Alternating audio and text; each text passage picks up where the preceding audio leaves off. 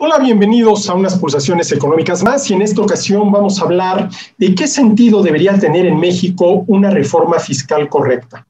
Lo primero que hay que tener en cuenta es que lo fiscal abarca dos grandes campos. Por un lado, todo lo que tiene que ver con los ingresos del gobierno, y ahí fundamentalmente hay dos rubros, el de los impuestos y el de la deuda, y por el otro lado, todo lo relacionado con el gasto del gobierno.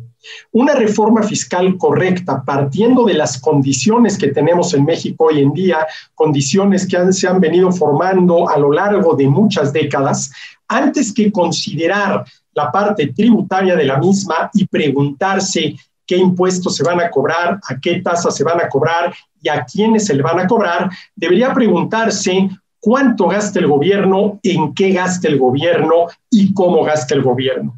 Las tres respuestas generales son que el gobierno gasta en cosas que no debería, que no tienen absolutamente nada que ver con sus legítimas tareas, razón por la cual, de entrada, el gobierno gasta de más y en muchísimos casos gasta de mala manera. Y déjeme poner un ejemplo de esto último. A ver, se ha creído que el Estado en general y los gobiernos en particular deben garantizar la educación de los ciudadanos. Y yo estoy de acuerdo con eso, que garanticen la educación de los ciudadanos.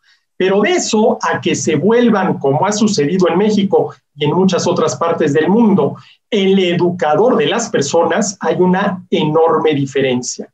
Yo estoy de acuerdo en que el Estado en general, insisto, y los gobiernos en concreto, garanticen la educación de todos aquellos que quieran educarse y puedan realmente aprovechar esa educación.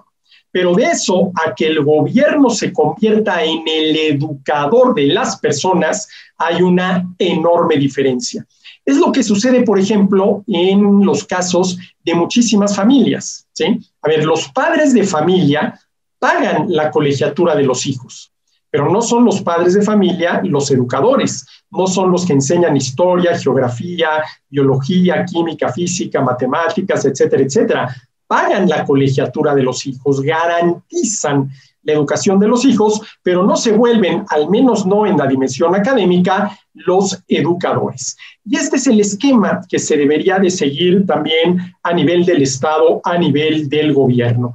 Que el Estado garantice la educación de todos aquellos que quieran educarse y puedan aprovechar esa educación, pero que no se convierta de ninguna manera en el educador, porque la educación en manos del Estado muy probablemente va a degenerar en adoctrinamiento a favor, por ejemplo, de una determinada visión política que será la del gobierno en turno. ¿Y cómo se podría lograr esto? Pues, por ejemplo, a través de lo que se conoce como vales para educación. Que el gobierno sí le dé a las familias que no pueden pagar la educación de los hijos y en la medida en que no puedan pagarla, un vale que solamente se puede cambiar por educación.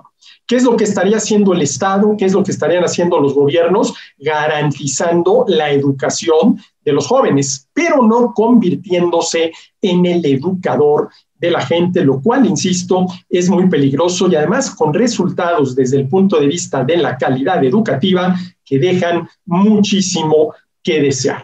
Este es el tipo de reforma fiscal que necesitamos en México, una reforma fiscal que antes de preguntarse qué impuestos vamos a cobrar, a qué tasas los vamos a cobrar y a quién se los vamos a cobrar, se pregunte en qué gasta el gobierno, cuánto gasta el gobierno y cómo gasta el gobierno, siendo que las respuestas generales son que el gobierno gasta muchísimas veces en cosas que no debe, que no tienen absolutamente nada que ver con sus legítimas tareas, razón por la cual ya de entrada está gastando de más, sin olvidar que muchas veces gasta de mala manera. ¿Cómo lo hace cuando, en vez de subsidiar la demanda educativa, dándole, por ejemplo, a los padres de familia vales para la educación, lo que hace es subsidiar la oferta educativa, dándole dinero a las instituciones dedicadas a la educación, que van desde las escuelas públicas, primaria, secundaria, prepa, hasta las universidades, comenzando por la Universidad Nacional Autónoma de México, que habría que preguntarse qué tan autónoma es si al final de cuentas vive del subsidio que le otorga el gobierno. Una reforma fiscal correcta debe comenzar por preguntarse seriamente, con ganas de corregir los excesos y defectos que se encuentren en estos rubros, en qué gasta el gobierno, cuánto gasta el gobierno y cómo gasta el gobierno, y el hecho de que el gobierno no solamente garantice la educación de los mexicanos, sino que termine siendo el educador, es una clara muestra de un mal gasto y que como tal debería de corregirse. Soy Arturo Dan, hasta aquí estas pulsaciones económicas, nos vemos en las próximas.